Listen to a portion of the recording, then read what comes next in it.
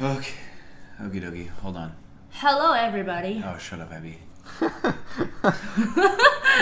好啊，我都不讲话。 No, you will. We just have to do a proper intro.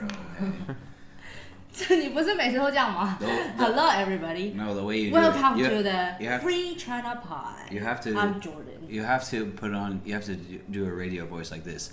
Hello, everybody, and welcome to the Free China Pod. Free. 那我没办法。 Yeah. Hello, everybody. No. That's like your vomit Yeah. voice. Yeah, you sound like you're gonna throw up. Hello, everybody. Welcome to the Free China Pod. Okay. All right. Hello, everybody, and welcome to episode 5. Yeah, 5 of Free China Pod. 5 of 6. 5 of 666, I think, is what we're probably gonna do. And we got in studio guest Abby Pangzi. 瘦子好不好？是美 Oh, 女。 sorry. 美女 I got lots of fans. Abby Penghu. We'll see. Abby Penghu. If you have lots of fans, you should share it with them because you said you invited all your friends to like our page, and I think 2 of them liked our page. No, 1 of them liked our page. Who's Your that? fans are lackluster at best. But they are all like Mandarin speaker. That's okay. 练习英文. So lots of Sorry. they can like speak English. So what, Abby? Lots of Taiwanese people like to so study if English. so if I invite them, they will like, oh, what is this? I don't understand. So You they have to- won't- you They have to won't. They won't like it. You have to explain it to them, Abby. It takes a little effort, okay? Mm-hmm. You have to do something. Be careful, don't knead the table. It'll jack with the sound.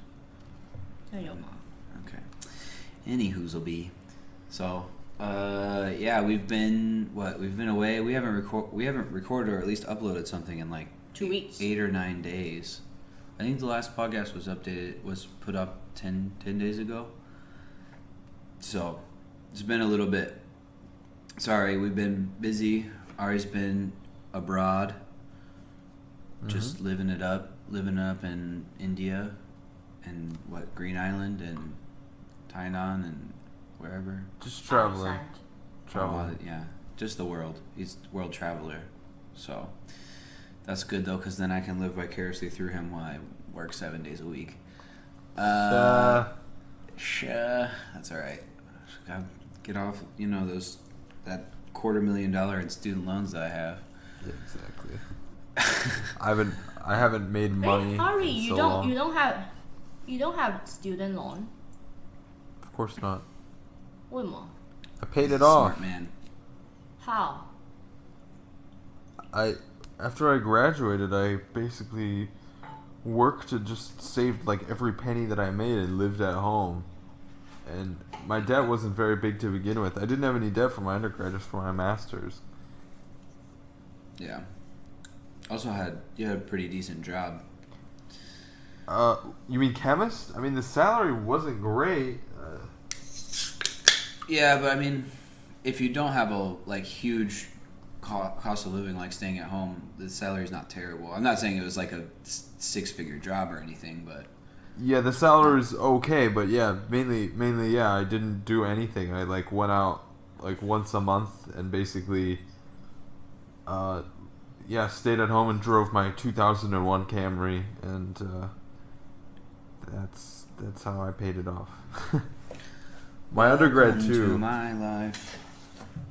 I mean, I was lucky that I got scholarships, so my tuition was low, and I finished it in 3 years. So that's why I basically didn't have any undergrad debt. Yeah, that's good. I did the opposite and decided to go for 5 years. All right, yeah. So we took opposing paths, and yours was the superior one.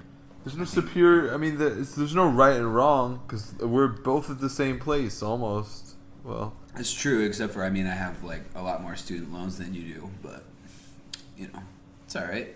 I'm not saying there's probably some things I would go back and change, but I don't really. It's all right. And I'm in a good position now where I'm not realistically in terms of my actual job, I work less than what most people work back home. and the cost of living is super low, and my salary is decent.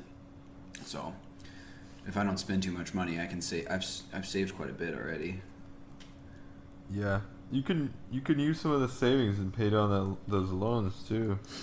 Yeah, I'm gonna go for those because there's a few different ones, and some of them are like pretty high percentage interest. So I'm gonna knock those out first. So that's a good idea. Yeah, it's all right though. That's beside the point. All right, did you send in your ballot to vote yet? No. Yeah, I like filled all my stuff and like sent mine in, and so it's like just hoping everything gets there in time. But like the only thing I can really vote for, because they still have like my old address, so it's like it's really hard to change it. So yeah, like senatorial race and things like that. So Just federal, right? yeah. So I voted for what? I can vote for the senator, and I forget who else I can vote for. But yeah, so I voted for like 3 people. I really want to vote on some of the ballot initiatives, but yeah, I don't think I'm allowed to. So with my mail-in ballot is not a whole lot I can do, but I did what I could. But that being said, everyone who's in the U.S. or outside of the U.S. definitely needs to get out and vote in the midterms, because a lot of talk about a blue wave, but it doesn't. I don't know how optimistic I am about whatever this blue wave means. Yeah, man. Well, I was looking at the models today, and it looks like basically there's a fairly decent chance that the Democrats are going to take the House of Representatives, but the Senate is probably going to stay.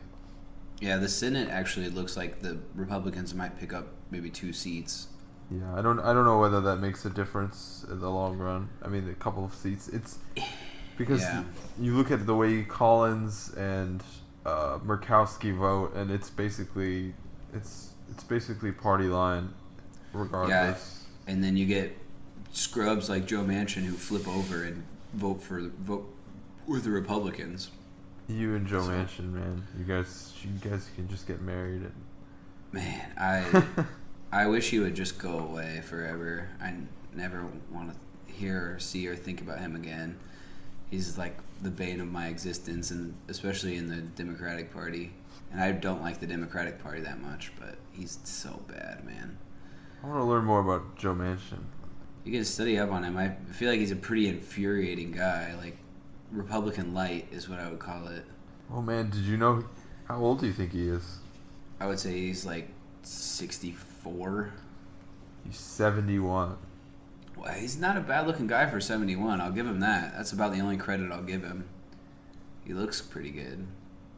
Yeah. I mean, I was definitely disappointed in how he spun on Kavanaugh here, but I would agree with his push for bipartisanship over the course of his career. I think that... But the thing is that bipartisanship isn't real in the House and Senate. What it means is to vote with the Republicans. There's no real, like, the Republicans never crossed the line to come vote with the Democrats. It's always the other way around. Well, and then half the time they don't reciprocate that at all. I mean, look at... We forget, because Democrats got a lot of votes for the Supreme Court confirmation for Obama's picks, for at least his first couple picks. And then they obstructed the last one. Yeah, I mean, but that also can be possibly a change in leader. Well, I can't. How long is Mitch McConnell? Mitch McConnell's been in there for a while. He's been in there a while. Yeah, bipartisanship only occurs on certain issues, but most of these issues have become so polarized down party line that it's very difficult, I think. I think you're not wrong, but I really do think if you look at most cases of quote-unquote bipartisanship, it's generally both sides coming over to fuck the average American. See, but you look at some things. For instance, the assault weapons ban. I mean, that was bipartisan, and that was probably for the common good of America. I mean, they set an expiration date, which doesn't make any sense. But I don't know. Things like that. Yeah. I mean, yeah, but like that again. I agree with you. There have been very few cases, but almost always it's bad things. I mean, it's things like voting for the Iraq War, or it's things like voting for warrantless NSA spying, things like that. It's things like Joe Manchin coming across the aisle to vote for Brett Kavanaugh. Like I really just can't. I can't think. I'm sure there are a few instances, but I can't think of very many where it's been good at all. I get what you're saying. But yeah, yep. I don't know. Yeah, I don't know. But anyway, people need to get out and my main point is people need to get out and vote for representatives. Do your own research. Yeah, check out who's good and who you think will do the best to represent you. I strongly suggest if you have like any people not taking corporate money or only running on small donations, most of those people are pretty good. A lot of people the Justice Democrats are running are, in my opinion, pretty good. They're all the main thing they can't do is take corporate money, but a lot of them, I think all of them are on board with Medicare for all and at least cheaper college, things like that. So get out there, like I said, get out and do your own research and definitely vote. Voting is key. Exercise your right. Oh, two things I wanted to mention. One, I listened to the first debate between Ted Cruz and Beto O'Rourke. Mm-hmm. I have some comments on that, but also I forgot what the other one was. That's all right. Start with that. The other one might come to you. Well, I was gonna ask you about there's some mention about Hillary Clinton trying to stump for some candidates and whether that helps or hurts the Democrats, but that wasn't it because I know your opinion already on that. Yeah, yeah, I was gonna say, my opinion is probably pretty clear on that. What was it? It had something to do with the election. Man, I'm getting tired. All right, fine. I just mentioned Beto O'Rourke. I thought that basically, I'm not sure whether or not he can win in Texas. The demographic shifts probably help him over the long term, but in this election, I think that rather than trying to defend his policies or make like moral defenses of kind of his principles, or even trying. I know how you feel about moderating your principles, but even yeah. In Texas, I mean, there needs to be some level of moderation, or at least explanation for let's say more conservative-minded people who represent a good portion of the state. But basically, he went so hard on identity politics. It was pretty shocking, and I'm curious how that's resonating with Texas voters. Yeah, I mean, if you look at the polls, he's a lot of them. He's like there's a 5 or 6 point difference, so it doesn't look like it. But you do have to keep in mind that a lot of those are polling like quote unquote likely voters, and I think there is going to be a little bit of a difference, just like with Trump's election all over the country this year, because there are a lot of people that aren't quote unquote likely voters. There's going to be a lot of first time voters and people that are just getting registered that will come out. That being said, I agree with you. It's probably going to be pretty difficult for him to get elected in general. I think he's definitely facing quite an uphill battle. I think Texas is changing like the rest of the country and kind of waking up to a lot of the Republican nonsense where they do have nonsense. I mean, for some people they come to the logical conclusion that they should be conservative, but there are a lot of people that are just following dog whistles or whatever it is from the Republican Party. But yeah, I didn't see all of his debate, and I thought some of the stuff I also thought that he didn't go after Ted. I think part of it is he didn't go after Ted Cruz enough. Yeah, I think he was kind of a weak debater in general. Yeah. He didn't respond to a lot. And this is only the first debate that I listened to. I'm not sure if there were more after that, but he really didn't respond well to some of Cruz's like really withering criticisms of him, and Yeah.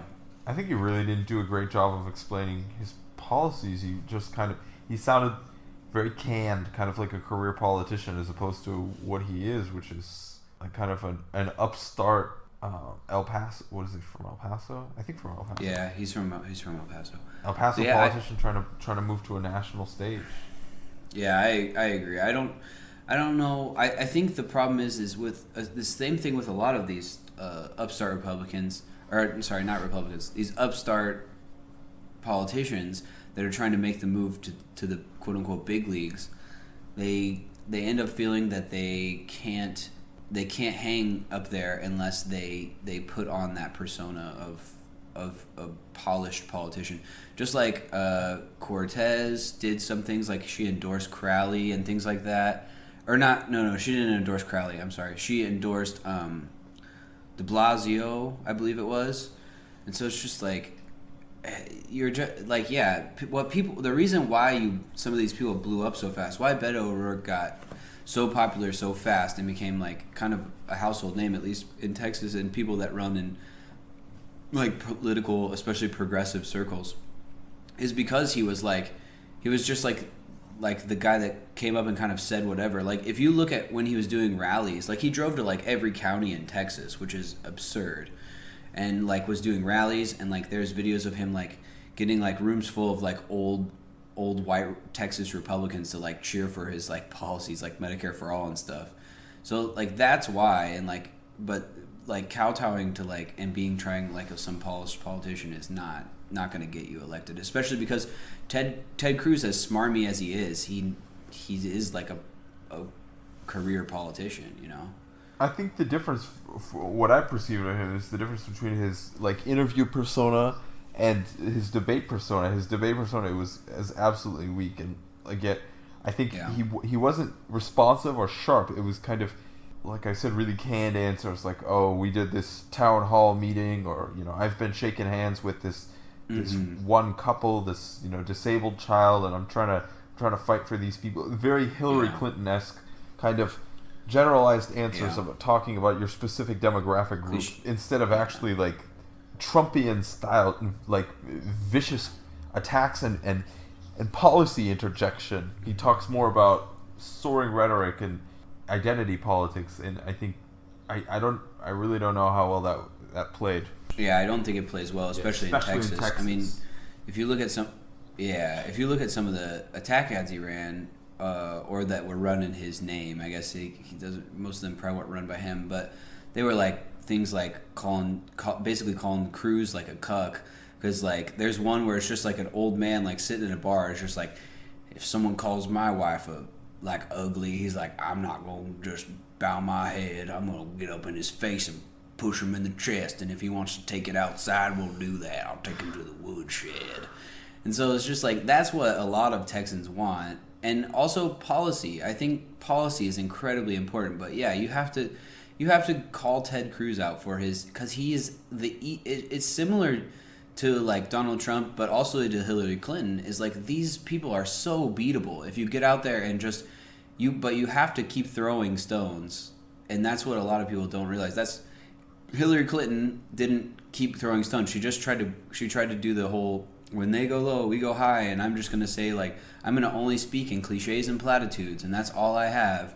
And people see through that. They realize that Honestly, that's just though, fake. I think the American people are waking her up. debate performance versus Donald Trump was staggeringly better. I was so surprised, like, that.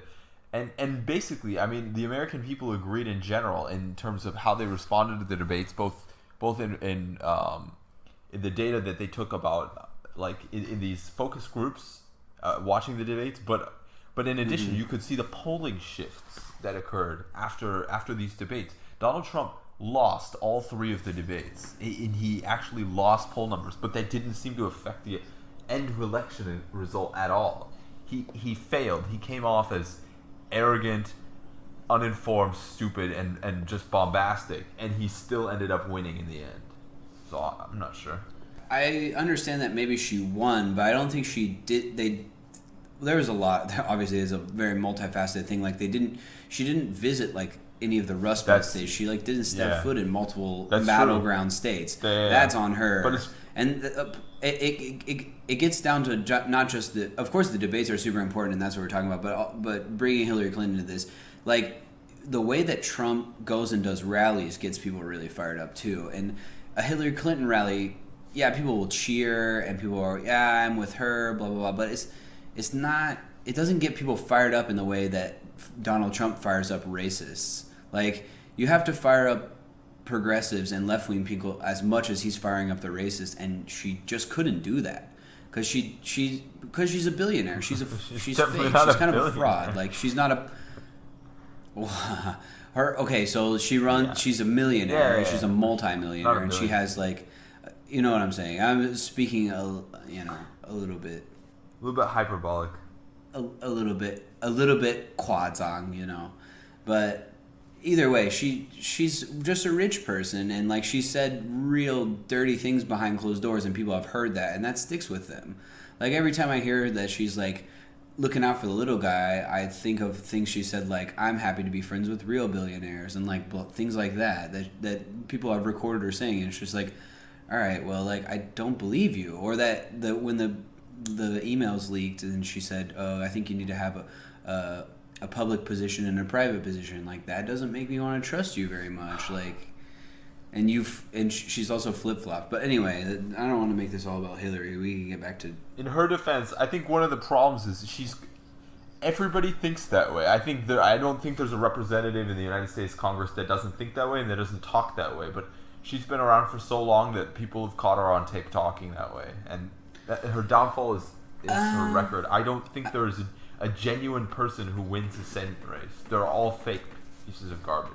I mean, to a degree. I mean, you have people like Bernie Sanders that are pretty genuine. I mean, I get it that he's like literally like 1 in 100, but there are a few. I mean, there are some decent people, even if they do some things like that.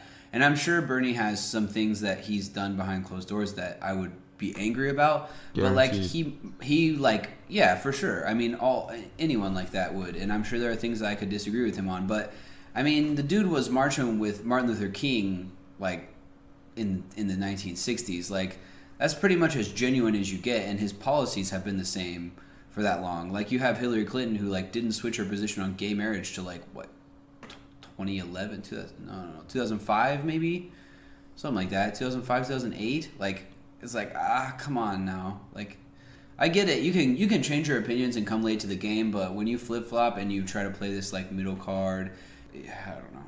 It's just frustrating. I think she just needs to bow out. She's rich. She's got money. She doesn't need any more power. Just bow out and go away. Please, just go away. Like, she's hurting. I mean, we could have a discussion or debate about this, but I think she's definitely hurting the Democratic Party as long as she stays in. I'm not sure. I think the Democratic Party essentially has no leader right now. I think that if there was like a face, I mean the party itself of course has a leader. If there was a face that could come out, it could cover up whatever negative feelings there are about her. A popular face, because Barack Obama. I mean, I think you could put someone as like Bernie Sanders as the face. Especially he would mobilize a ton of young people. Bernie Sanders is not a Democrat, and the Democratic Party will never accept him. Yeah, but that's their mistake. If they would accept him, and if they would put him as the face of the Democratic Party, I'm sure he would be happy to be that, and they would mobilize a lot of voters behind him.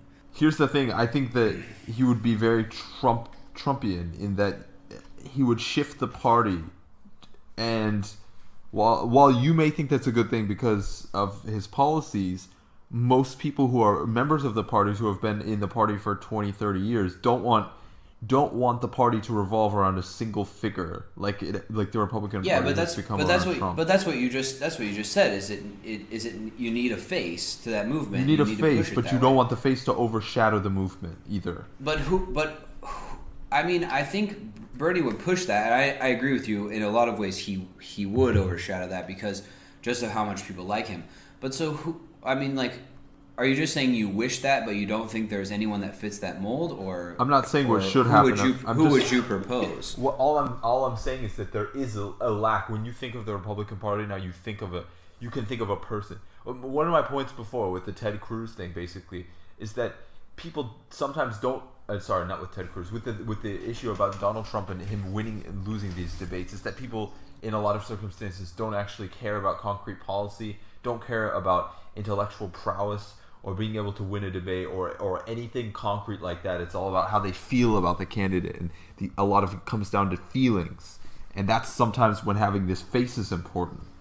basically. Yeah, I totally agree. I mean, but that's it's funny. I mean, that's the modern day Republican argument from the quote unquote intellectual dark web, like people like Ben Shapiro and stuff. They all facts over feelings, facts over feelings. But of course, it's all about feelings. I mean, the people that vote for Trump. I just watched. I recently watched a reporter go to a Trump rally, and she was saying like, do you know how like low like because the amount of people, black people in America in favor of Trump, the approval rating is like 3% right now from some recent poll, and they're like that doesn't sound right, and it's just like it doesn't matter what it sounds like that. These are the facts on the ground. But of course, that's the thing, is you're always going to have people like that they don't really ascribe to reality. They're not fact based. They don't actually follow the news, especially when you have the head of the Republican Party like telling them that like all news is fake except for Fox News or anything that's in favor of him.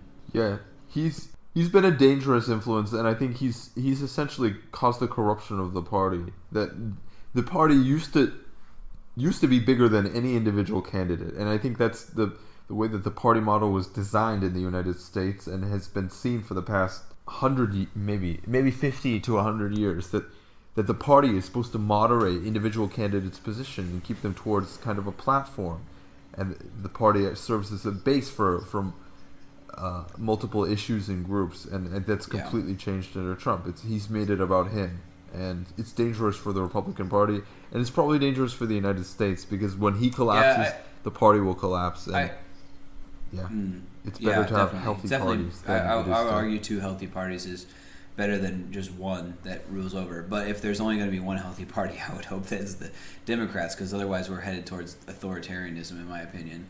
But I mean, the problem with that is, any party, any group in power that's in power long enough will start to corrupt itself from the inside. And agreed. The more corrupt it allows itself to get, sometimes the bigger the backlash after the corruption. So if the Democrats had a 30-year reign, the corruption that could fester under that could lead to them losing power for 30 years. That kind of thing. Yeah, for sure. No, I totally agree. I would love for there to be, because that's the thing, is like, as much as I disagree with like a lot of the Republican ideals of like conservative theories of like economics and stuff, like if you're principled about that and you're not corrupt, I'm fine with you arguing that point and us having a free marketplace of ideas. But you couldn't state it better myself. Yeah. So I think that's incredibly important. So I totally agree with you.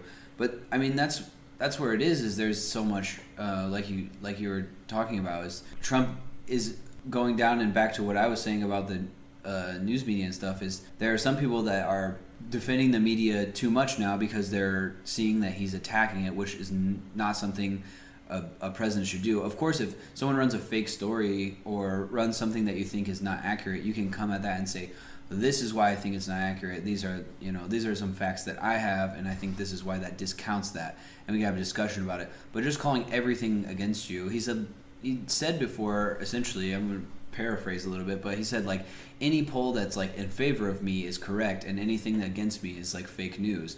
And it's just like, that's ridiculous. And he just praised some reporter just got body slammed and he was praising it. Oh yeah, that was an old case. He was It recently got brought back up, but yeah, you're right. It's an old case, and that guy got elected too, which is insane. The guy that body slammed the reporter. You don't need to look very. Do you remember Mark Sanford? This is the most egregious case of people re-electing human scum to the United States Congress. Besides Joe Manchin. Just kidding. Go ahead. Sorry. Mark Sanford. Do you remember that case? I don't remember the exact case. I know the name. He basically cheated on his wife. This was the Appalachian Trail thing. He lied to his wife, saying he was going on the Appalachian Trail, and then spent government money to go have sex with his mistress in South America. Yep. And then paid back the money after the fact. Spent a couple years in hiatus, and then got elected to the United States Congress from his state. So he basically got a promotion for his bad behavior, for his what should be recognized as criminal behavior, using state funds to cheat on your wife. Yeah, using state funds for your person. I mean, misusing state funds in general should be criminal, but he only paid it back, and he only offered to pay it back after he got caught. Yeah, exactly. I think those are the details. And not to mention the fact that, like, in any case, I don't think, first of all, I don't think, to be upfront, I don't think cheating on your wife is grounds for removal from office. But obviously, if you use money to do it, and also if you lie about it and like perjure yourself, that's also grounds for removal. But adultery is a crime in certain places, like it's statutory crime. I don't really agree with that. I don't think that it should be a crime. I think it's totally wrong, and I think that if that's the kind of person you are, maybe you're not fit for office, because clearly, like, you can't be honest with people, even people super close to you, like your wife. But I don't know that I think that shouldn't be crimes. That's more of a personal matter than a legal matter. But that's beside the point. I think also. Yeah, I only became aware of those laws last year. I didn't know that it was a crime anywhere. It's still I found out it was a crime in Taiwan. Yeah, it's still on the books in Taiwan, which is kind of crazy. It does take a huge burden of proof here, though. Like, I saw one case where there was a lady, like, her husband had put a camera in the bedroom because he suspected her of cheating on him. And there was video of her and a naked man, like, running around the room and, like, hugging and stuff. But then they would go to the bathroom, and then they came back out. And, like, it didn't get recorded that they were actually having sex in the bedroom. So, like, it didn't work. It didn't go through. So it's a pretty high standard, but I still think that obviously is grounds for allowing a divorce or something like that. But I don't think that's grounds for putting someone in jail, or even fining them, for that matter. It's not the government's business, in my opinion. But continuing on that, a lot of the people that commit that, I mean, there obviously it happens on both sides, but I think a lot of them are like look at Trump. He's in lots of depositions. He's admitted that he's had sex with porn stars and cheated on his wife and things like that. And did he admit to that in a deposition? There's things, I think, from his wife. I know his ex-wife admitted that he, like, beat her, and then, like, took it back, basically. So, like, was it in a deposition, or was it in, what was it? It was in the divorce proceedings. This is what she said. She said she recommended a hair transplant guy for him, and he, like, went to it, and then it hurt a lot, apparently. And so, like, he got home and something happened, and then he got really mad and, like, ripped some of her hair out and then, like, raped her on the bed, is what she claimed. And then, like, she said that in a statement, and then, like, later, like, walked it back and was like, well, like, it wasn't rape for some reason, but it was really weird. So there's that, but there's also, I mean, I guess you have to say allegedly, but, like, the dude's cheated on his wife. In my opinion, he's definitely cheated on his wife multiple times with multiple people. And more than likely. Yeah, more than likely. I think we're being a little too nice, but we have to be, I guess. But you have the quote unquote, like, the right wing is this, like, the party, like the Christian party for the most part in America, and you have all these, like, religious figures coming out to defend him and being, oh, well, you know, all these figures in the Bible weren't perfect, but they call the smallest little detail from the left. And so it's just like, even in the higher echelons of religion, it's become so partisan. These people, like, you have, like, people like Pat Robertson and people like that are, like, sycophants for Trump. And it's just like, how is that legal anyway? Because they have, like, tax exempt status. You shouldn't even be able to talk about politicians. Probably true. I mean, if you want to say who you're in favor of, and you want to talk super good about Republicans and talk bad about Democrats, that's fine, but pay your taxes. That's all I would say. Get rid of your tax exempt status. I'm serious. If you want to keep it about your religion and what you believe and what you think is good for people's lives, that's fine. But, like, other than that, pretty much the only thing it says about in at least the New Testament is, like, you know, Jesus said, like, render unto Caesar what is Caesar's. So, like, pay your taxes and, you know, let the government stuff be the government stuff, and you deal with your own stuff. Civil matters are civil matters, and they should be kept out of the church, in my opinion. Unless those people want, like, again, if you want to pay taxes, go right ahead. But otherwise, I feel like that's kind of messed up. That they're just, like, bringing in millions of dollars, and these people are getting super wealthy. But I don't want to get off. I don't want to get off on this tangent because I hate mega pastors and stuff like that. They're all charlatans, snake oil salesmen. But anyway, All right, so let's talk about some more religious extremism then. yeah. I was gonna say connecting the body slamming of the reporter to another reporter. We can talk about. Are we gonna call him Khashoggi? Let's just call him Jamal K. I think that works best. All right, Jamal K. One more time, I'll say it so we can kind of try to describe this together, because probably together we can probably give a pretty accurate overview of what's happening.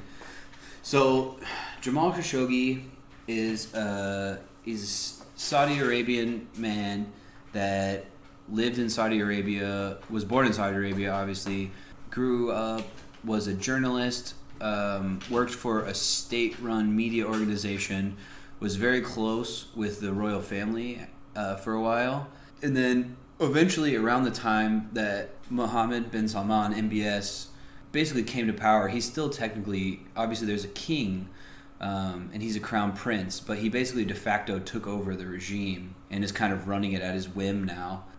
He started to get out, and eventually he left and put himself under self-imposed exile in the U.S., writing for the New York Times.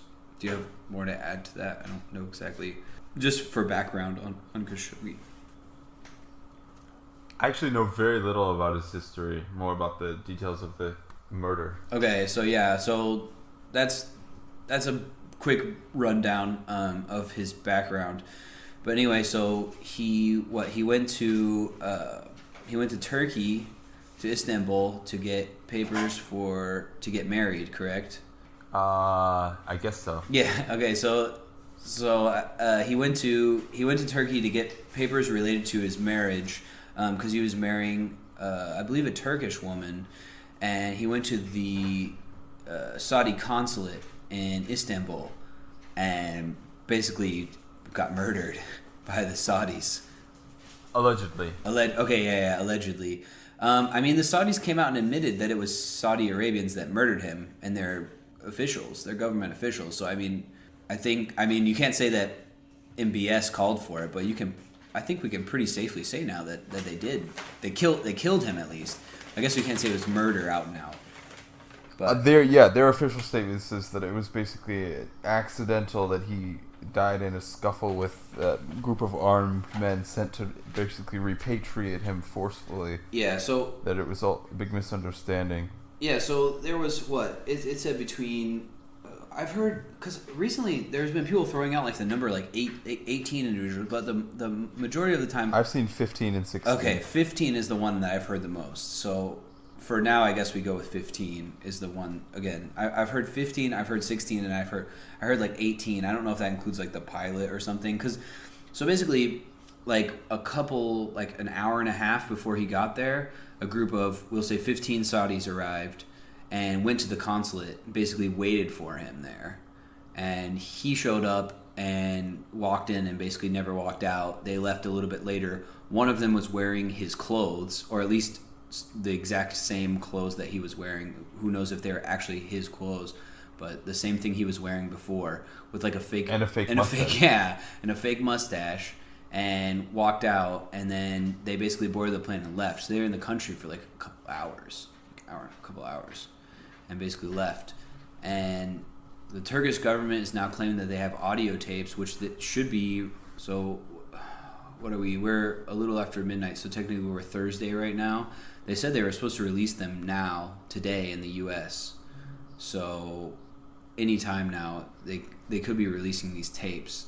That basically I guess they had the place bugged. Surprise, surprise! Bug a consulate, but basically that they had recorded them, this whole confrontation, and the story from the Turkish government, from Erdogan and his people, is quite different from the Saudis. But the Saudi story has changed like 3 or 4 times, right? First they said they didn't know and that he left. They released a video where they basically reversed the video of him walking in. He's like walking, it was like supposed to show him walking out. What I heard is that they allegedly had the body double go through the back door, and then when his girlfriend came, they suggested to her that he may have left the back door, and they basically just had the body double walk around the city after coming out the back door to make it look like he was still alive. Oh, I think they had also someone. I don't know. Someone had released a video of like where they basically just flipped the video of him walking in and like showed it made it look like he was walking out. Yeah, I believe that too. And there was also apparently the Turkish government said they had evidence that the Saudi officials were burning documents in the back of the consulate after he had disappeared. In addition to that, which makes it even more questionable, is that they told all of the Turkish staff at the consulate to leave that day, to take the day off, which is like, I mean, I guess it's the smart thing to do, but it's also super suspicious. At the very least, they were trying to forcibly repatriate him. At the very least. Yeah, at the very least. And then, but the things that, so some of this is obviously up for speculation because you got to take either the word of the Turkish government or the Saudi government, and that's a real tough battle because I don't really like Erdogan, and I definitely don't like bin Salman. So I don't see why the Turks would lie about this. yeah, I agree. That's where my reasoning is too. Is I don't like Erdogan at all, but he has no real reason. I mean, there are geopolitical reasons to some degree. Like they have beef and stuff, but yeah, there's not a huge reason for him to lie about this. Yeah, it doesn't particularly make sense, but I don't know. Yeah, who knows? And I mean, we'll see as it goes along. I mean, it's gonna this will become more and more clear, and especially if they release that the audio apparently, which they had. I thought there were a few stories at first that made it sound like they had video, but I don't think they have video. What it sounds more and more like is that they have audio of the whole thing, and so to go into somewhat gory details, they made it sound like he may have gotten his finger, because they cut off his fingers, and they said it kind of sounded like maybe he got his fingers cut off while he was still alive. And there was like an interrogation that went on, and they asked him like a bunch of questions. And I heard there was I just listened to this, I was listening to like the first part of the Intercepted podcast from The Intercept, and they said the Turkish government was saying that there is evidence that one of the higher ups from Saudi Arabia, I don't remember, it was one of like, I don't know the exact position, but he was like one of bin Salman's like right hand men, basically Skyped in or did like a conference call in and basically said like, bring me the head of the dog or something like that. So again, this is all, hearsay and like people, what different governments are saying and what information is leaking out, but it's not looking good for the Saudis right now. And if that's true, then yeah.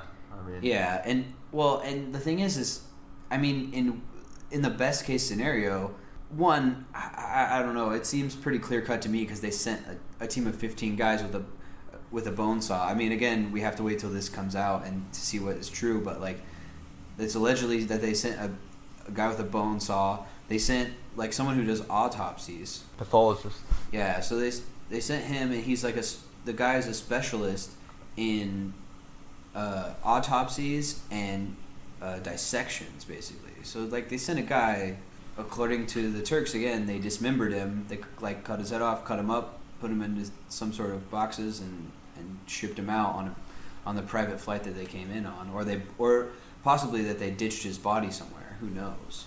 The Saudis have challenged that. The Saudis have said that they didn't cut his body up, that they took him out of the consulate in a rug.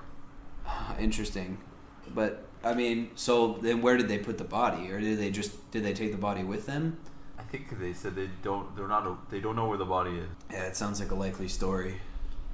This is just the claims. I'm just repeating their No, claims. yeah, I know. I'm just saying that's the whole thing. It's all up in the air right now. I think if you're asking me what happened, I think pretty much exactly what the Turks have said probably happened, because I would assume that they have audio of it most likely, and I'm sure More than likely. he got chopped up because they brought a guy that does that sort of thing with them.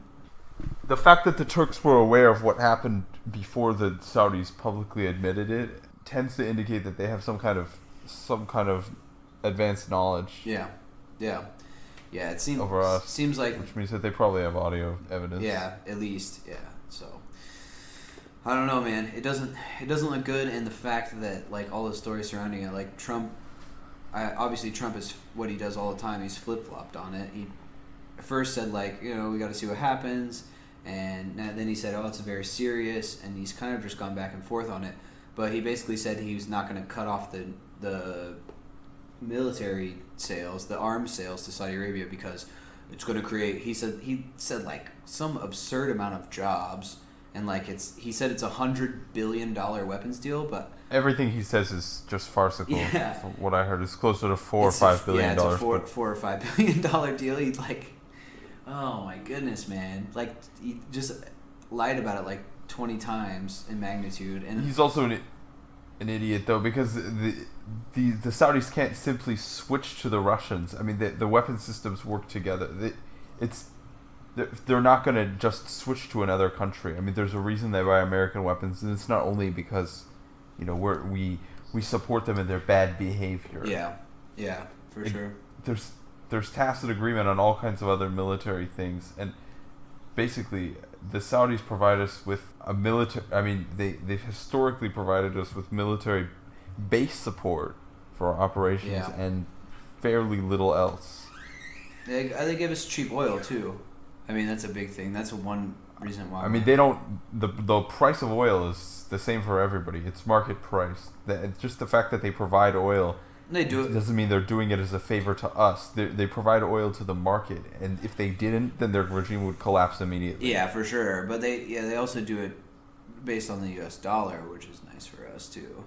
Yeah, man. I don't know. It is not a good situation, in the fact that, I mean, a lot of Republicans, to give some of the higher level Republicans credit, have come out and like, who was it? Rubio came out. Was it Rubio that said there was going to be hell to pay if it came out that it was true? One of Rubio said it would take. There's not enough money in the world to like buy America's conscience on this, or something like that. Yeah, I don't know if I totally agree with him on that, because America has done a lot of unconscionable, what I would consider unconscionable things, but I hope the past shouldn't dictate the future. It's true, and I hope that he's speaking genuinely, and I guess I think that a lot of those politicians have not told the truth obviously on all sides, but especially the Republicans often say one thing, like we're not going to cut Medicare spending, and then they go out and try to do it. But I hope that he is telling the truth. I genuinely hope that he's being serious about that, and that they investigate it. And if it does come out, like I think it will, that the Saudis did do this and they murdered a journalist, he wasn't American, but he was a naturalized citizen. No, he was just a resident. Okay, he was a resident. But anyway, he's working for an American newspaper, and even aside from that, we should try to protect the press everywhere, regardless of where they're from. But especially, he's living here and working for a United States newspaper. It's true. The United States should stand up for its values in general, but they need to be careful how far they respond. I think that defending the Saudis and defending the Saudis, especially because of this military deal, is definitely over the top. But on the other hand, especially for a situation in which we actually have very little objective knowledge about what exactly took place, we can make whatever statements we want, but we should be cautious about setting a precedent, because the United States can't react to every diplomatic bad behavior by cutting off relations, because most countries in the world behave poorly. Behave poorly. For sure. I mean, I don't think that we should act rashly, but we should act sternly, and we should act very seriously, and we should not kowtow to them because we want to sell $4 billion worth of weapons to them. We could do that in a lot of countries right now. We need to... Well, what he was saying is basically that the Saudis will just go elsewhere, that if we cut off supplies to them, that they'll just go to Russia or China. But that's a little bit farcical, and here's why. Because Russia supports their primary enemy in the Middle East, which is Iran. So why would Russia give them advanced weapon systems which they can turn and use against their one of their primary allies for the past several decades? It doesn't make any sense. Yeah, absolutely. It really doesn't make sense. But also, even if they could buy the weapons from somewhere else, so I mean, if people are going to get weapons, but we shouldn't just shouldn't be selling weapons to dictators. I don't think. I mean, we support 83% of the world's dictators in America. I don't think. I wish that wasn't the case, and I don't think it should be. I think we need to. If we're support, I'm not saying cut off all relations with them. Don't talk to them. Tell them to go fuck themselves. But you gotta say, okay, you guys gotta rein it in. And I think we should have done that a long time ago. We shouldn't have gotten in bed with the Saudis. I think we should have said pump the brakes a long time ago when like 15 of the 19 hijackers on 9/11 were Saudis. And then instead we went to war with a country that didn't attack us.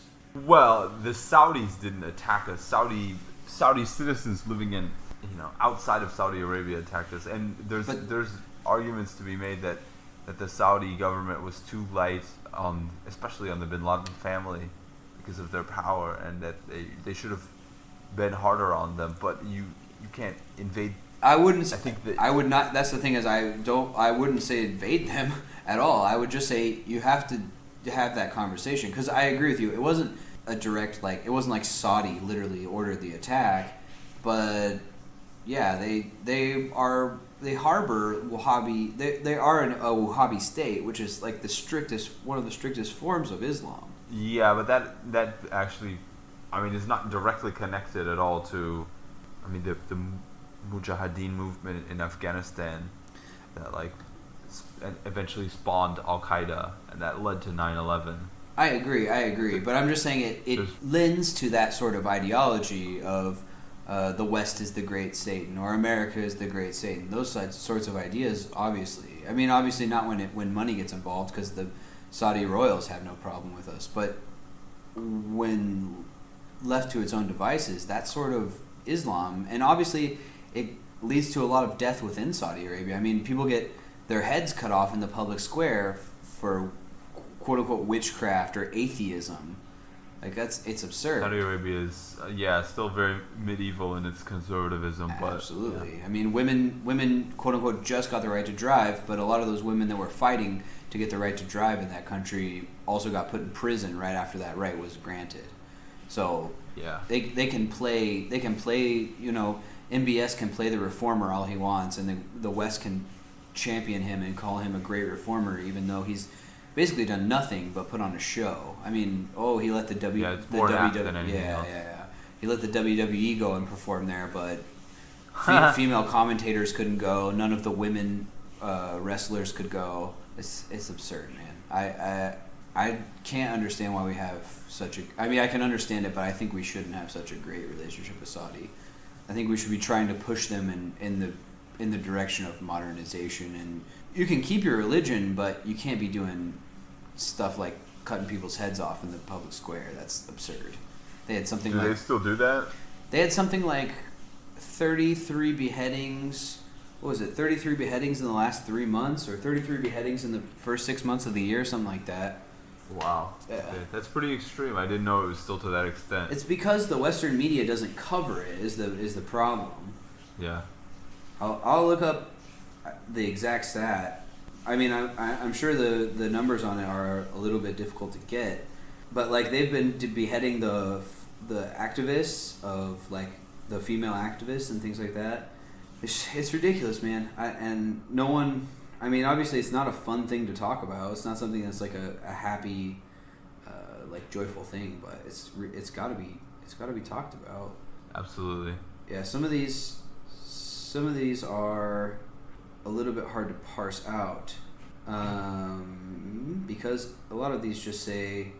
So apparently, sometimes they also crucify people. I think after they behead them. I don't know if they. Why would you crucify someone after you beheaded them? That doesn't make any sense. I mean, it's just a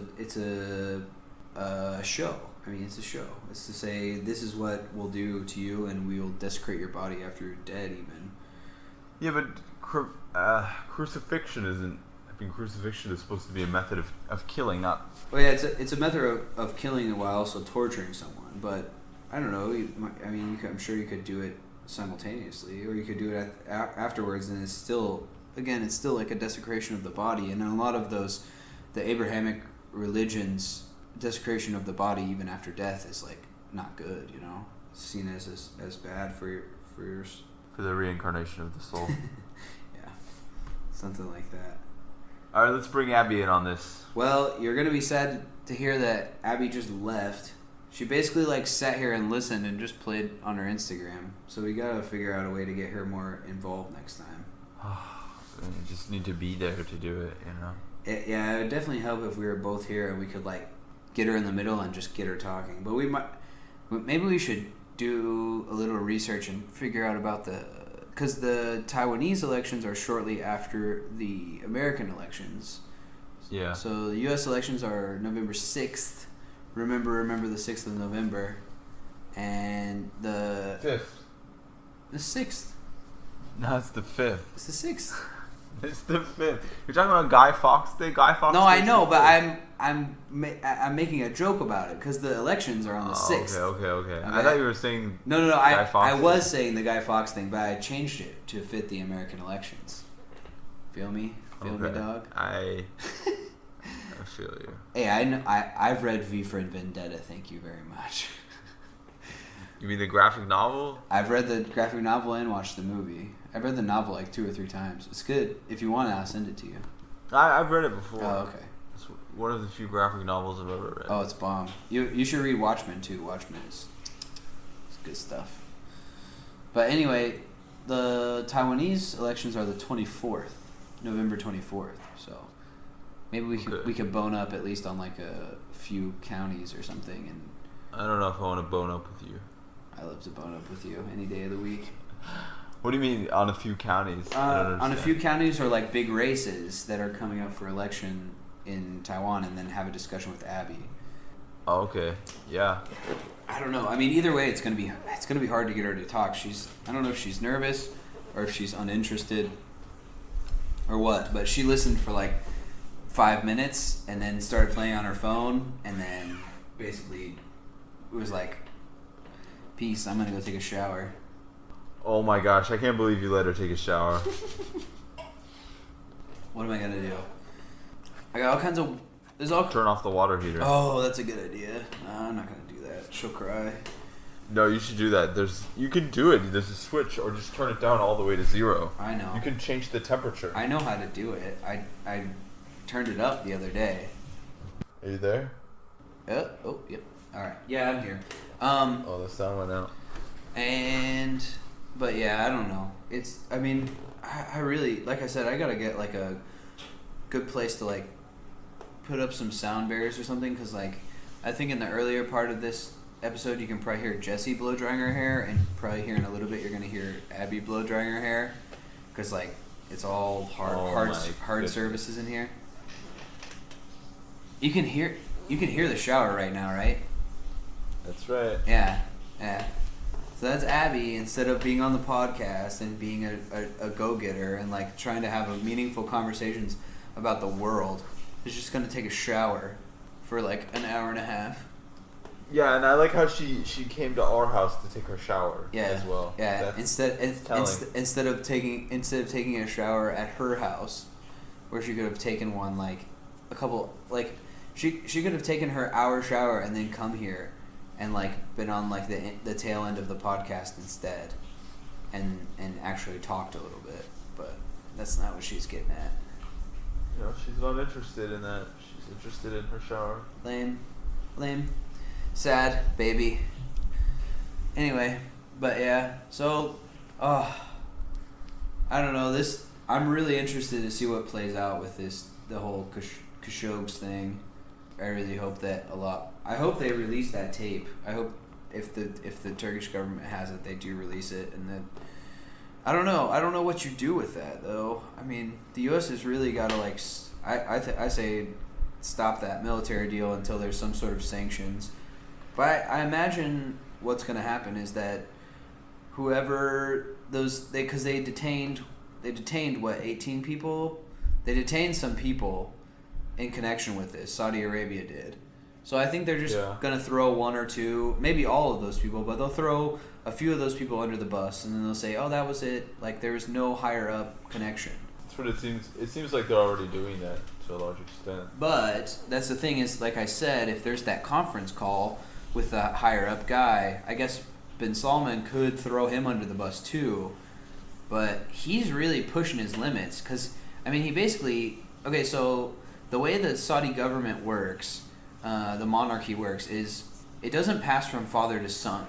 It passed from brother to brother to brother, and then so the first father ruler, it passes to his first son, and then it passes from them.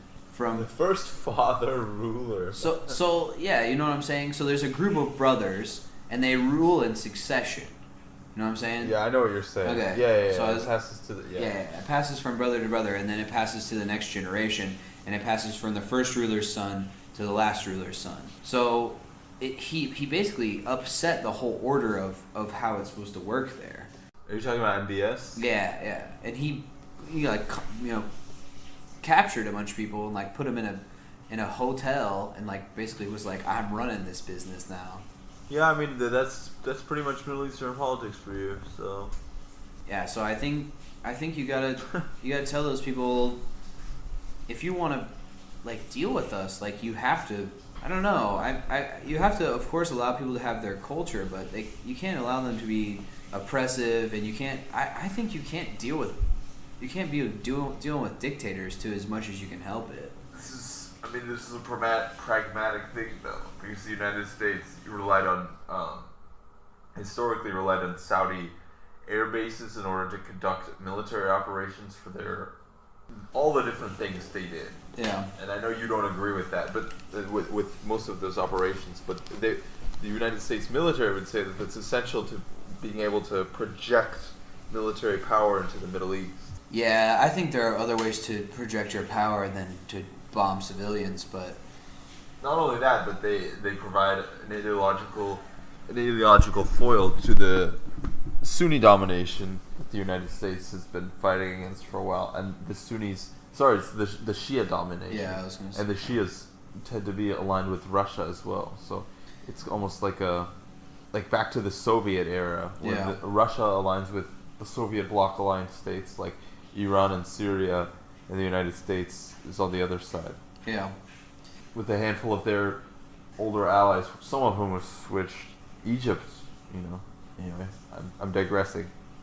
Yeah, no, I get you. I mean, that could be argued. That's getting real down in the muck, but at least I think you have to go to the. I don't know. I guess I don't know what exactly should be done. I would almost argue for cutting off ties with them and finding another ally in the Middle East that we can rebuild. But I think also, I don't know. I think it's a joke. I mean, you can't just find another ally. There are only like a handful of states in the Middle East, and they're all basically big. Politically, they're all wrecks. So if we cut it off, we have to accept the full consequences of that. I also think, because of these allegations, I think cutting off diplomatic relations is an extremely poor idea. Well, that's the thing is, yeah, you definitely don't have to cut it off entirely, but you have to say, all right, we got to come to the table, and you guys got to pay some sort of penance for your actions, and then moving forward, this can't keep happening because you can't continually support a regime that does these sorts of things, or you're giving your tacit endorsement of that.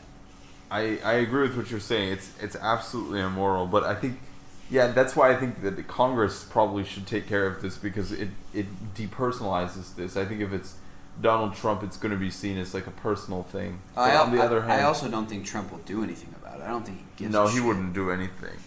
But seeing as, I mean, there's so much of this kind of behavior in the world, with countries that basically go essentially unpunished, except for maybe a handful of sanctions or some little, wrist slapping, like Myanmar, China are both involved in pretty egregious campaigns right now.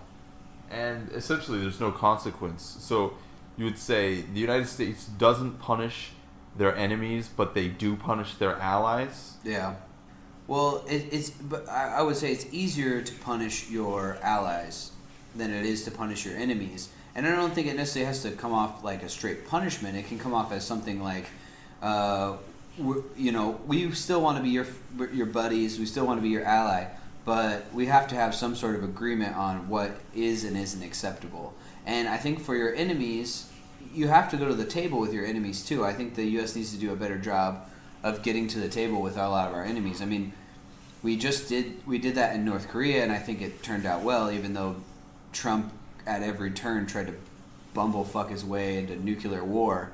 I don't think we've made any progress at all on North Korea. I think that Donald Trump is an idiot, and he's made a lot of claims for basically an acceptance from the North Koreans to continue along the status quo. I think in some ways, of course, Trump didn't do it, but him making it an issue allowed for like Moon and. I think it would have been an issue either way. Especially from reading the Woodward book, basically suggesting from some of the information that North Korea was on the breakout, was ready to break out with nuclear-tipped ICBMs right around the time of the United States election. So that the timing side was from basically North Korea more than the United States. Okay. And Trump just responded, but Trump's responses were so far-fetched.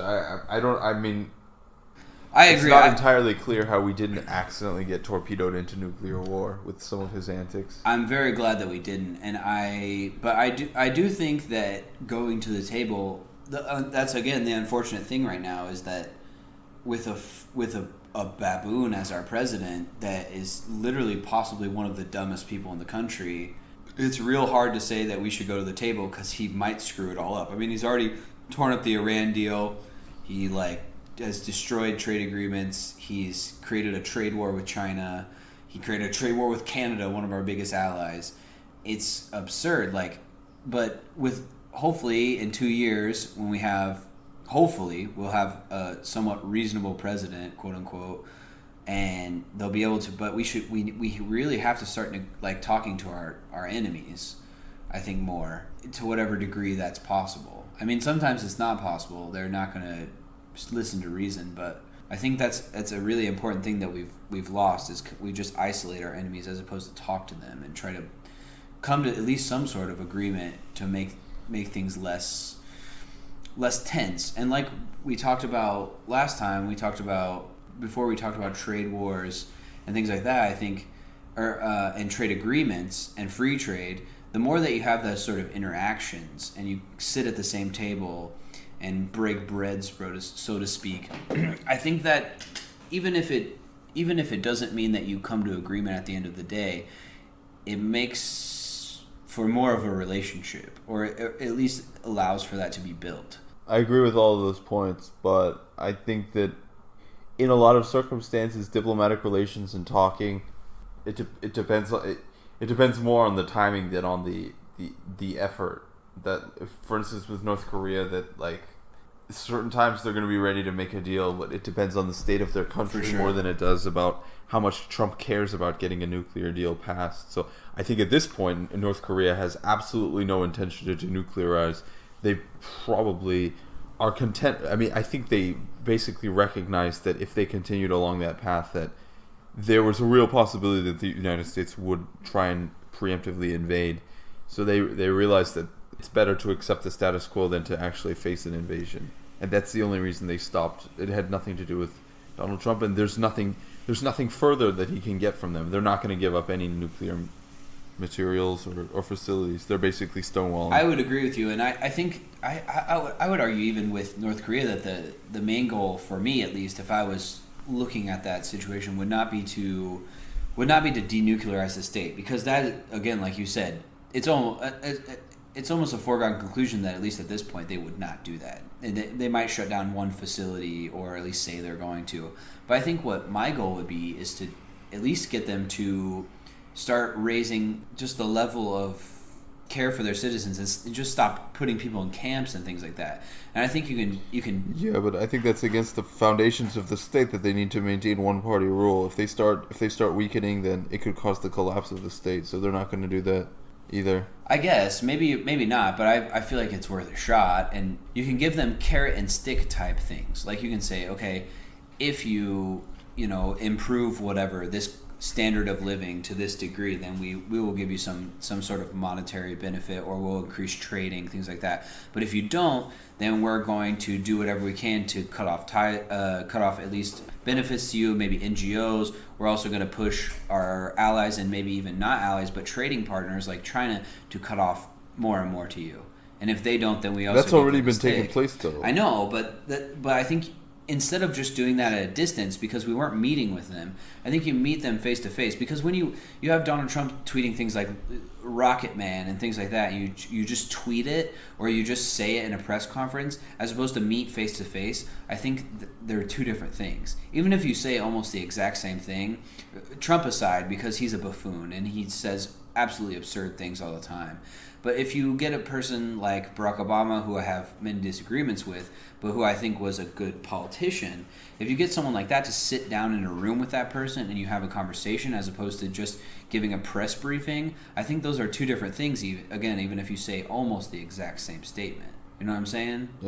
Yeah, I know what you're saying. I'd accept that. It's possible. Again, I'm not saying that it would necessarily change anything, but I think that creates more of a... There's more human interaction there. I think there's more potential for change. Again, you're dealing with a crazy person. It's just like the same thing as sitting down in a room with Trump. Maybe you're not going to get anything done because the man is a liar and just a crazy person. But maybe. And with more reasonable leaders, or at least more mentally sound leaders, maybe, there's a potential. And North Korea doesn't necessarily fit that mold, but I don't know. I think it's worth a shot, and I think you have more room to negotiate with your enemies than you do with your allies. Your allies is pretty set in stone, more or less. There's little things that you can tweak, but with an enemy, there's broad room to negotiate. Yeah, I'd grant you that. But I don't know. There's a lot of stuff like that going on.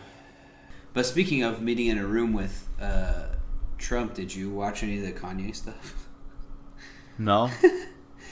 That's two things I would encourage you and everyone to watch. Number one, I would to get away from the point I was just going to make, so I can get back to it in a second.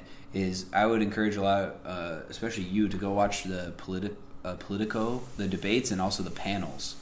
A lot of them are actually really good. Some of them are like kind of frustrating because of the stupid stuff that gets said, but I think they're interesting, and especially for people who, I don't know, are maybe like less into politics. It might get you like more inspired to like get into politics. It might get you like a little fired up, and also give you some like good arguments to like, because the holiday seasons are coming up and you might need to argue with your relatives over Thanksgiving. Might need to argue with your relatives. when your racist uncle shows up to Thanksgiving and you have to have some argument against his like stupid MAGA hack arguments.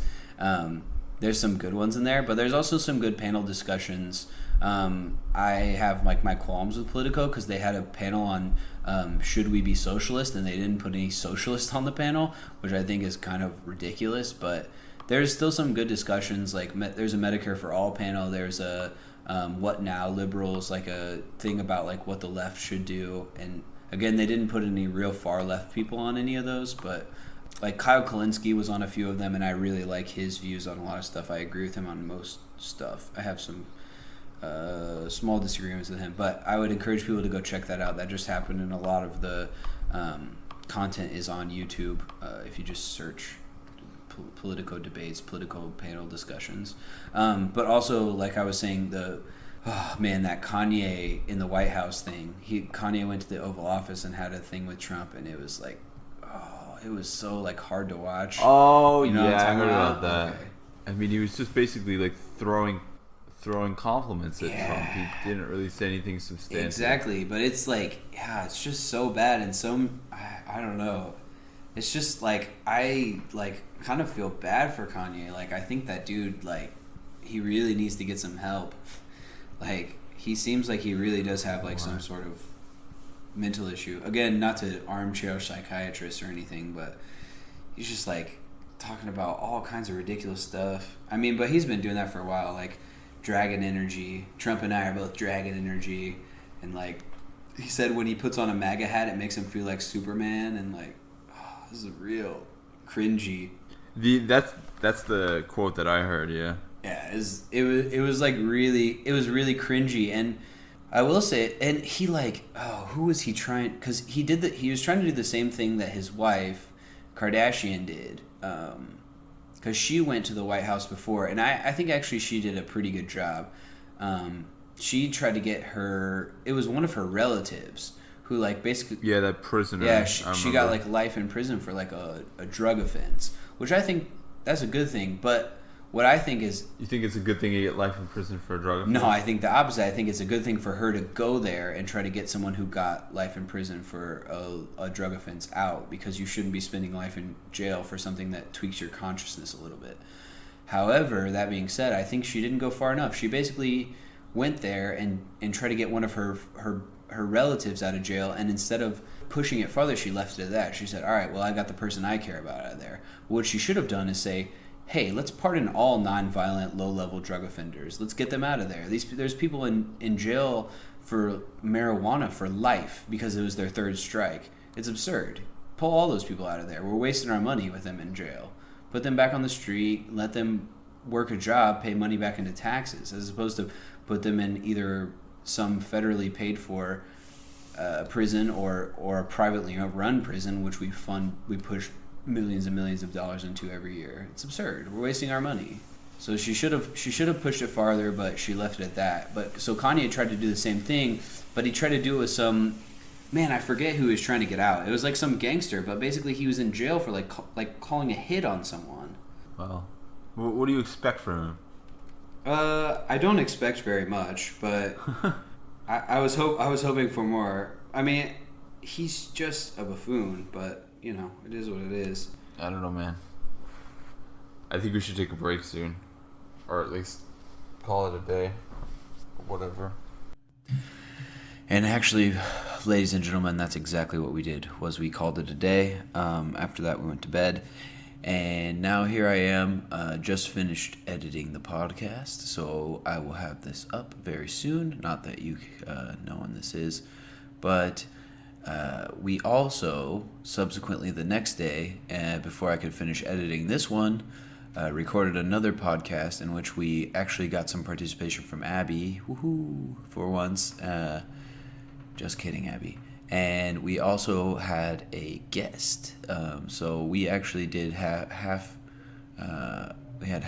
foreigners, half Taiwanese on the show for once. So we were a nice even split. And I think the subsequent pod is a little less serious, a little more funny, though we do dive into some serious topics. I think you guys will have a lot of fun with that one and get a couple laughs, because we certainly did. Thank you guys for listening. We really appreciate any support that you guys throw our way, whether that's just liking the page, reading our content, listening to our content, shares, follows, anything that we can get from you guys. We really appreciate it. And anyone who takes the time to listen to our full episodes, good on you, because sometimes they're, especially if anyone made it all the way through my Kavanaugh episode where I was solo and basically sadly bemoaned the state of affairs in America for 2.5 hours, let me know. I'll buy you dinner sometime, because that was a slog. This one and the subsequent episode are a little bit shorter, much more digestible. But again, really appreciate anyone who comes over here and checks us out. So thank you guys so much, and don't forget to share and let your friends know if you think you like our content or you think that it's worthwhile. Thanks, guys.